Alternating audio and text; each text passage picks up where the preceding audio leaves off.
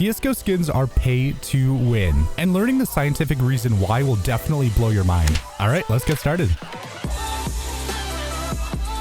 Hey, what's up guys, it's Turbo here and welcome back to a brand new video on the channel. And have you ever heard the saying skins equal wins? Well, there actually is some truth behind it, but how? In this video, I'll explain it using science to really get to the bottom of this seemingly impossible phenomenon. So CSGO is known for its incredible skins like the Dragon Lore, Howl, Karambit Sapphire, and even the coveted P250 Sand Dune, just to name a few. And more expensive skins have the reputation of making people play better, but obviously that sounds stupid. Like they're just pixels that really have no impact on the game whatsoever. So if we assume that the statement is true that CSGO skins are pay to win, the only data is purely anecdotal. So obviously the entire idea should just be thrown out without a second thought, which is exactly what I thought before doing the research for this video. And the results were kind of shocking. While I was doing all the research, it finally hit me. Maybe it's more complicated than just a direct impact on the game. Maybe there's something more to it. And I've heard a lot about the placebo effect, where things that do absolutely nothing can have a profound effect on people psychologically. So I asked a scientist to explain the placebo effect to me like I was 5, because I am the big dumb. The placebo effect is when your brain thinks something will help you, even if it really won't. Like when you have a boo-boo and your mommy gives you a kiss to make it feel better. The kiss doesn't actually do anything to help your boo-boo, but because you believe it will, makes you feel better.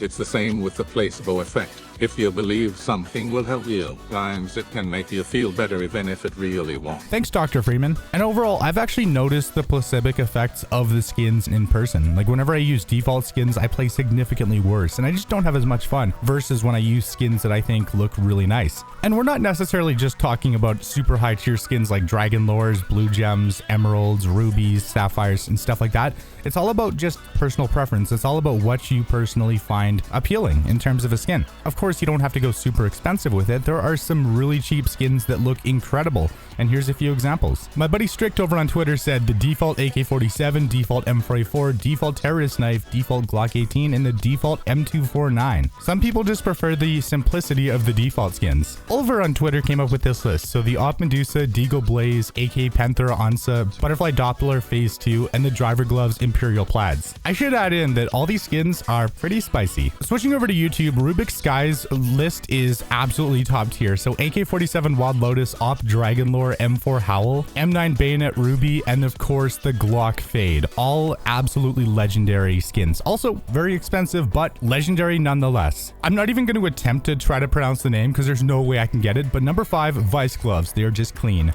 Number 4, AK Vulcan. No comments needed. Yep, it's a classic. Number 3, Bayonet Emerald, the animation for me. Yeah, dude, Bayonet pullout animations are so nice. Number 2, M4A4 Desolate Space, such an underrated skin. If the price was $1,000 plus, it would get the attention it deserves. And number 1 has to be the Op Wildfire. It's just insane artwork, and I absolutely agree. Like, you don't necessarily have to go with super high-end skins. As long as the skins look good for you and they're within your budget, it's all good. And at the end of the day, I'm just trying to nail down the point that you absolutely don't need expensive skins to enjoy the game. All you need is some skins that you personally like. And at the end of the day, it's not the skins that are making you a better player, it's you.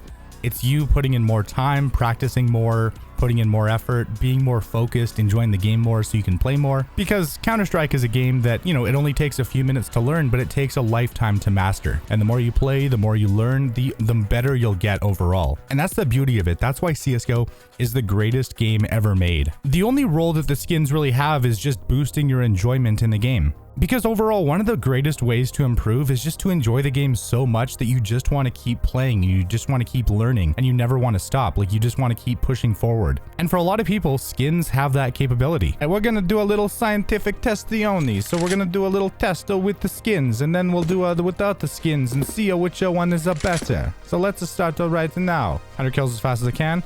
Let's go. So overall, I kind of wanted to compare in a measurable way the difference between skins versus no skins. And I felt like the 90-degree aimbots challenge was definitely the way to go. Minute 6 seconds, not very good. All right, test number 2. By the way, this is the gold arabesque. This is my baby. It's one of my favorite skins in the game, at least for the AK. And I have a Team Liquid sticker because let's go Liquid, even though they suck. All right, let's go. 106 again? Bruh. And to keep the results as consistent as possible, I was just going for 1 taps, maybe bursts at the very most. All right, 104. Okay, my best times yet. So this is no gloves, no AK, just the default stuff. I still have the knife equipped, but it doesn't really matter. So, and I'm not going to hold back. 3, 2, 1, let's go. Immediately without the skins, I definitely felt that my aim was a lot shakier. And mainly I just didn't have the same kind of confidence I had with the gold arabesque. I mean, sure, I'm still able to hit shots, but I'm a little bit slower and I'm not as accurate. And I don't know, it's kind of weird. All right, 115, so significantly worse than any of my tests with skins. So let's do round 2. So I tried it again and I still kind of felt the same way. Like I was still getting used to switching over to the AK because subconsciously skins definitely do make a difference, at least for me. All right, 118, even worse. Like something just doesn't seem right without the skins. All right, I have to get a somewhat decent time for this last one. If not, then I don't know, man. Let's go. And for this last test, I put my face a little bit closer to the monitor and I was really trying to focus as hard as I could.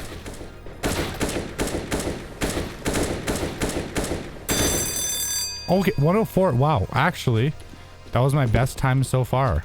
We'll do one final test with skins now. So let's go. Now that I was warmed up and now that my aim was ready to go, I was ready to try it again with the AK, with the gold AK, the gold arabesque. It's a nice spicy skin.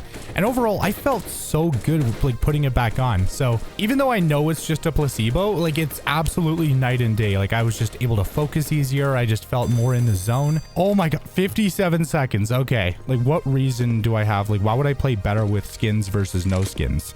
And I think it all really comes down to just being able to stay focused because I'm so used to using these specific skins and I really do enjoy them. So like it just kind of makes me play my best. And then when I use the default skins, because I consider them to be a little ugly, I'm overall not as focused and I'm just, you know, just playing the game and I'm just not as into it, if that makes any sense. I mean, that's basically the placebo effect at work right now. So skins, I mean, obviously it depends from person to person, but for me personally, and maybe even for you, skins are pay to win. Skins do make me play better, which is kind of weird because it shouldn't, but yet it does because humans are weird. The human brain is kind of crazy. So after doing a little bit of testing, you guys saw the results. Overall, the most consistent was actually with skins, and then without skins, it kind of became show a little bit because with skins there was only about 2 seconds of variability, so it was definitely really consistent across the board. And then without skins it kind of went from 115 to 118 to a minute 4, which was better than any of the tests with skins. But also I was kind of warming up in the process too, so I don't know, there's probably a better way for me to test it, but this is just the best way I know how. And then of course for the last test with all the warm up and everything, and while being like fully ready, I was able to break under a minute, which for me is pretty good on aimbots, but I don't know. Yeah, I know I suck. I know I'm a noob. I'm a silver one. I know, but for me at least, skins do equal wins. Skins equal skill.